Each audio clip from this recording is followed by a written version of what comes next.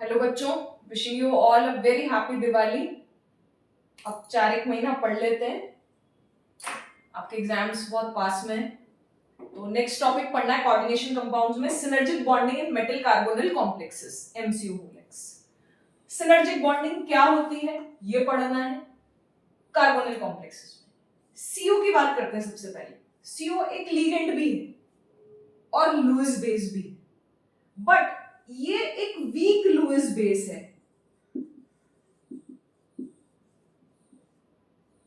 बहुत week Lewis base है।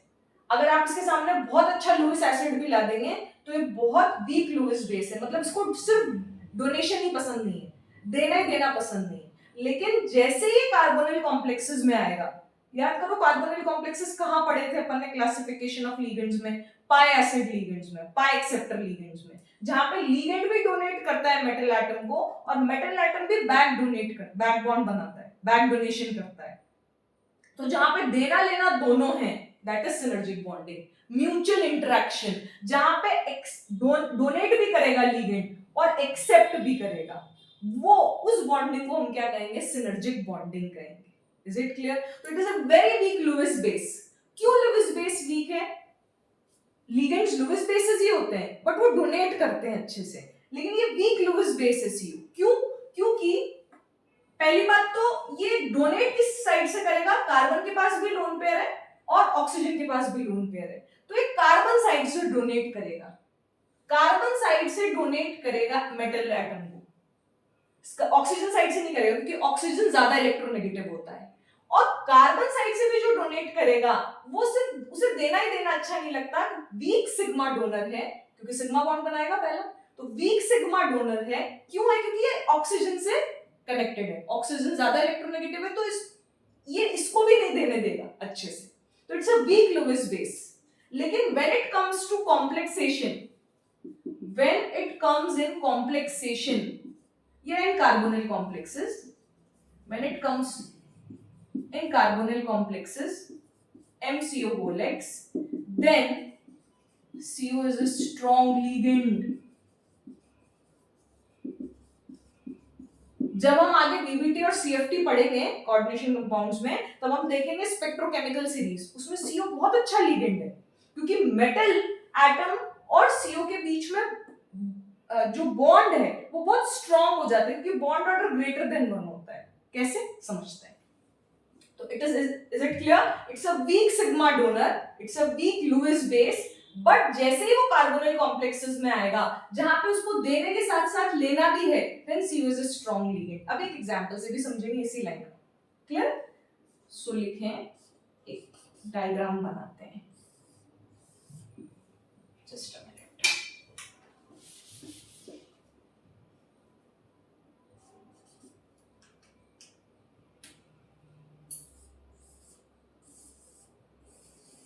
ये हो गया मेटल एटम, ठीक है, और metal atom transition complex compounds में ट्रांजिशन मेटल्स ही होते हैं मेटल एटम्स। क्लियर? अब बात करते हैं CO की।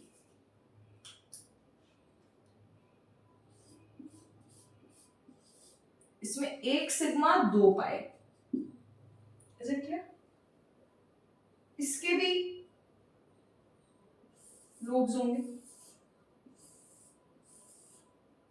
इसमें एक सिग्मा डोनर जिससे लोन पेयर डोनेट करेगा, कार्बन के पास जो लोन पेयर है वहां, और ये एक्सेप्ट करेगा यहाँ।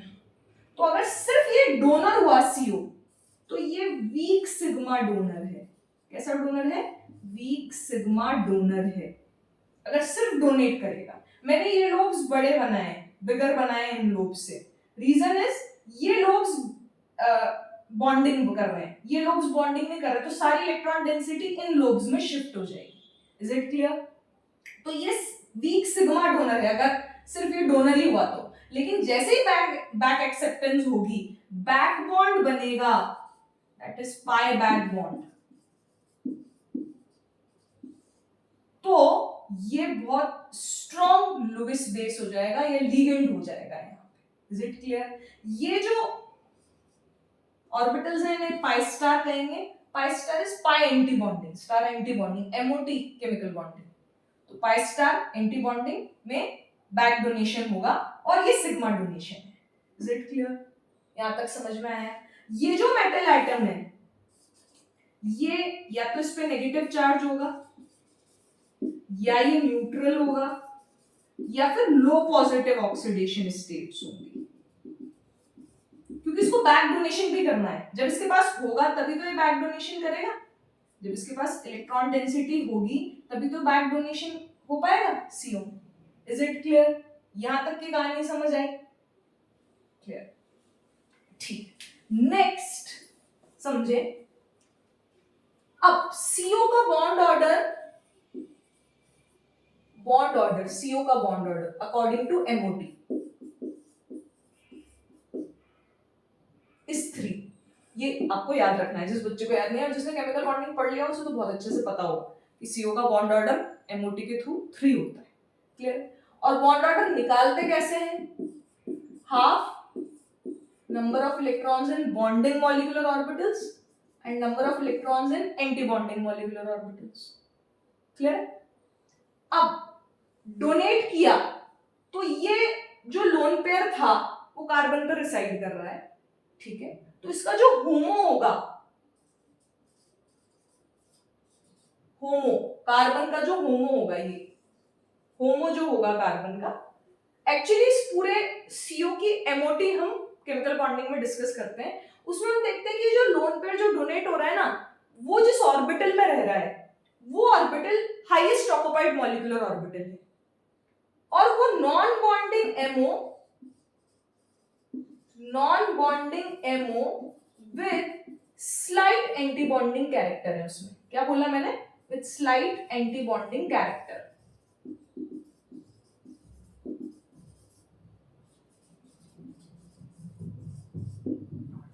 क्लियर? और जो इसका लूमो है,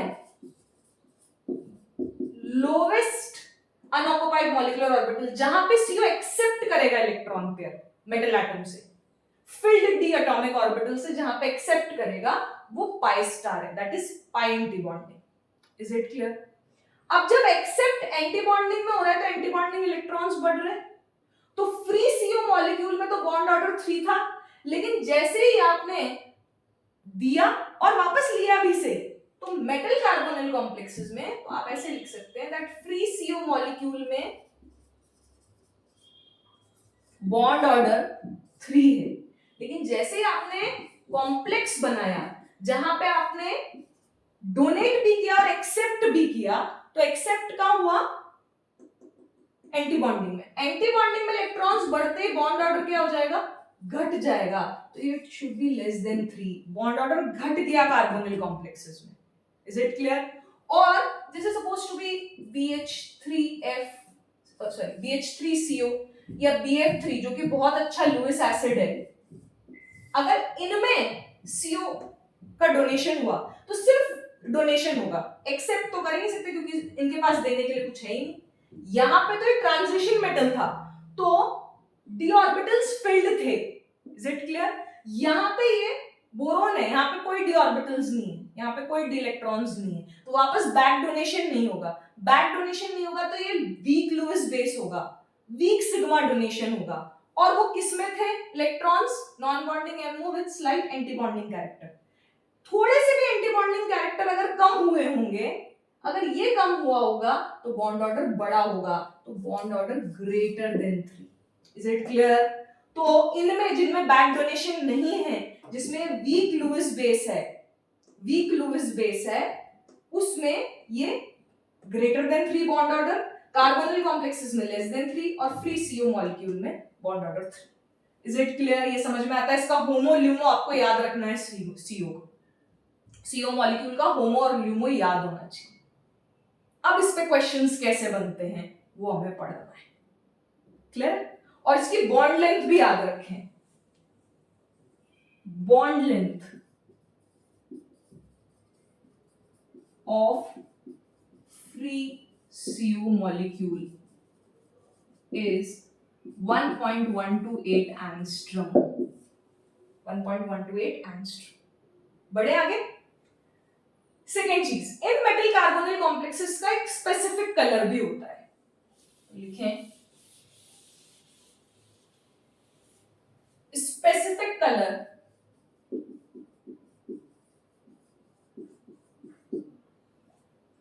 metal carbonyl complexes is due to metal to ligand charge transfer phenomena.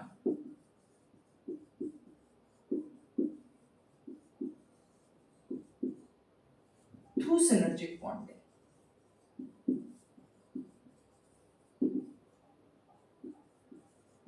तो इनके स्पेसिफिक कलर जो कि कलर्स में पढ़ेंगे, एक अलग से टॉपिक है, उसमें हम चार्ज ट्रांसफर फिनोमेना पढ़ेंगे।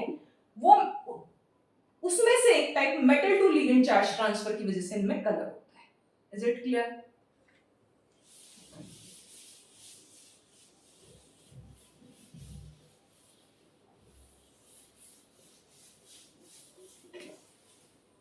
तो अब हमें बात करनी है कि जैसे जैसे नेगेटिव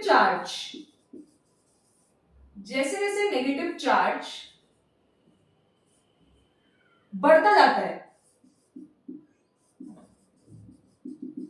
आयन बढ़ता जाएगा, जितना ज्यादा नेगेटिव चार्ज होगा उतना ज्यादा बैक डोनेशन होगा। इसको यहां पे लिख देते हैं, आपको समझ आएगा।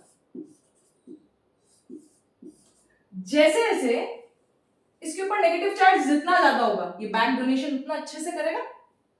सो नेगेटिव चार्ज जितना ज्यादा होगा, इसको लीगेंड की तरह यहां पे, तो मेटल लीगेंड बॉन्ड एनर्जी उतनी ज्यादा होगी, बॉन्ड एनर्जी बोल लो, या मेटल लीगेंड बॉन्ड एनर्जी उतनी ज्यादा होगी, या फिर ये बोले मेटल लीगेंड बॉन्ड ऑर्डर उतना ज्यादा होगा, मेटल लीगेंड बॉन्ड ऑर्डर उतना ज्यादा होगा। Negative charge central metal atom और आयन पे जितना ज्यादा बढ़ेगा,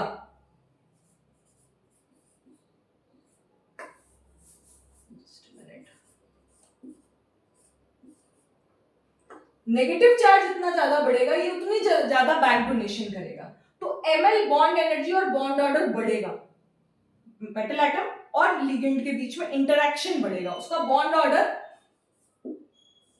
ग्रेटर देन 1 होगा, बॉन्ड ऑर्डर ग्रेटर देन 1 होगा अगर बैक डोनेशन होता है। क्योंकि अगर सिर्फ सिग्मा डोनेशन होता है तो बॉन्ड ऑर्डर 1 होता है, जैसे नॉर्मल होता है क्लासिकल लिगेंड्स में, यहां पे बॉन्ड ऑर्डर 1 है।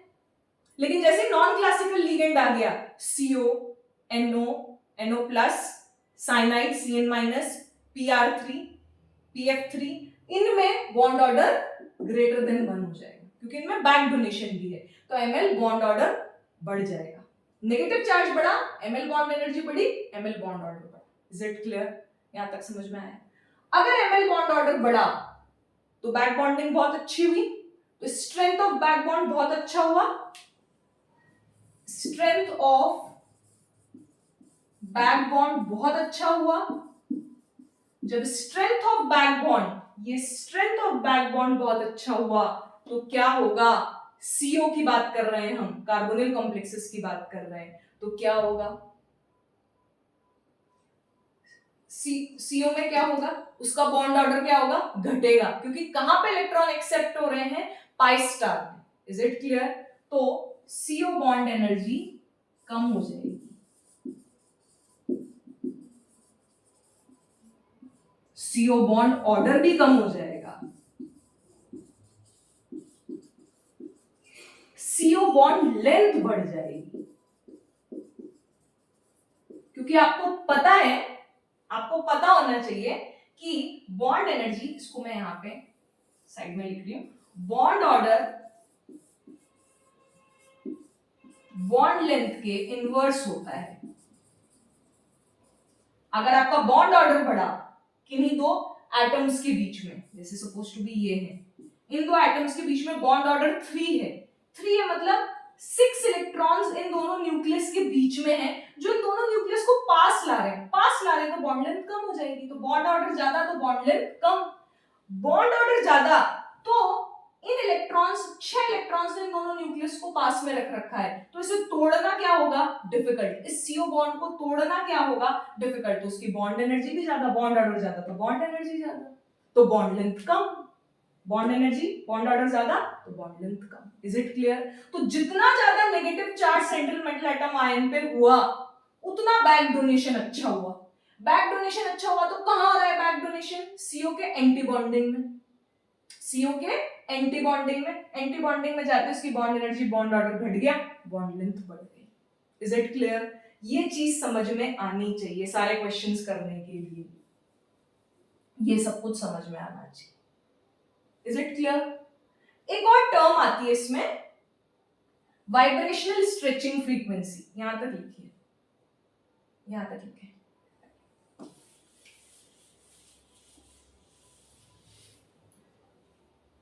तो नेगेटिव चार्ज ज्यादा सेंट्रल मेटल एटम और आयन पे इन मेटल कार्बोनिल कॉम्प्लेक्सेस, तो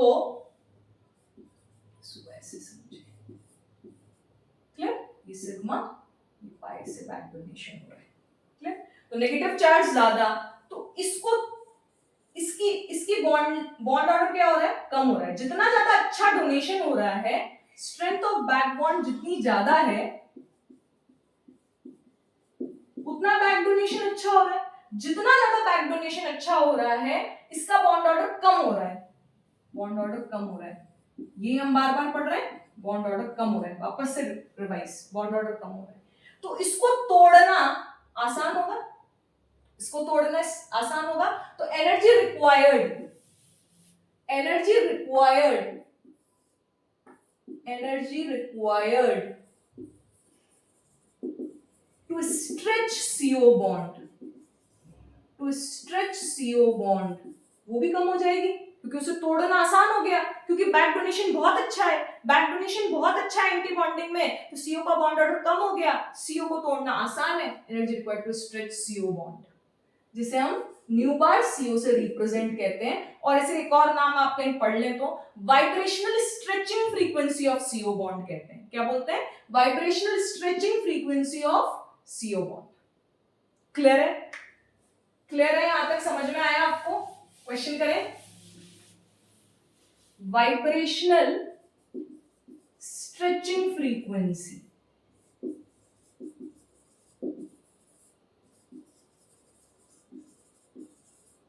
of CO bond. Is it clear? पहला क्वेश्चन करते हैं। CO बॉन्ड ऑर्डर बताएं, CO बॉन्ड ऑर्डर का ऑर्डर बताएं। पहला कॉम्प्लेक्स ये, दूसरा ये, तीसरा ये।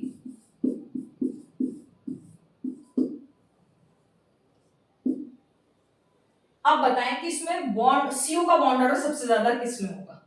तो आपको पता है इस पे चार्ज कितना है? 0। इस पे चार्ज कितना है? 0। इस पे, क्योंकि ये तो न्यूट्रल लिगेंड है, ये न्यूट्रल लिगेंड, इस पे चार्ज कितना है? -1 और इस पे चार्ज कितना है? -2। जितना ज्यादा negative charge central metal atom और आयन पे, उतना अच्छा बैक डोनेशन। बैक डोनेशन कहां पे? पाई स्टार में। तो बॉन्ड ऑर्डर क्या हो गया? बॉन्ड ऑर्डर क्या हो गया? कम हो गया। बॉन्ड ऑर्डर कम हो गया तो इसका बॉन्ड ऑर्डर कम है, इसका बॉन्ड ऑर्डर ज्यादा है। Is it clear? Is it clear? एक और क्वेश्चन लिखें। Which of the following carbonyls will have the strongest CO bond? CO bond.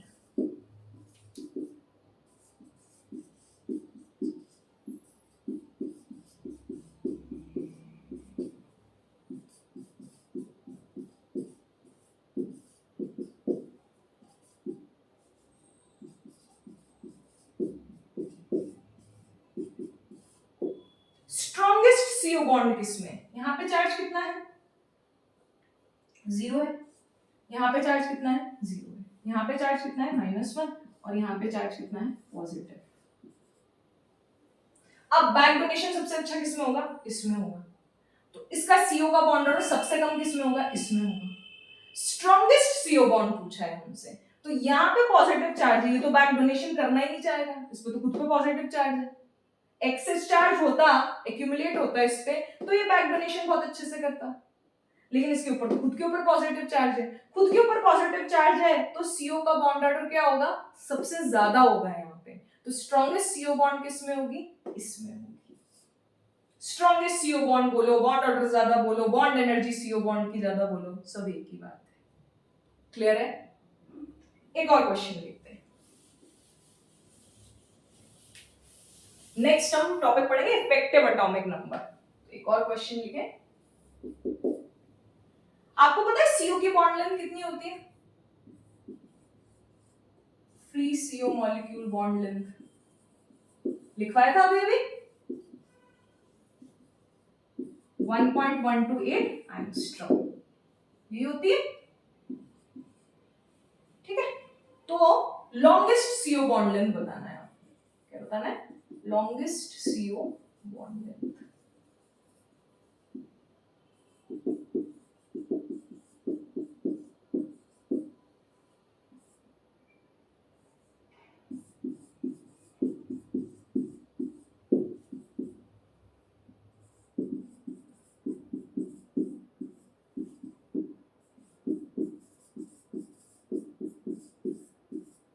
बताएं।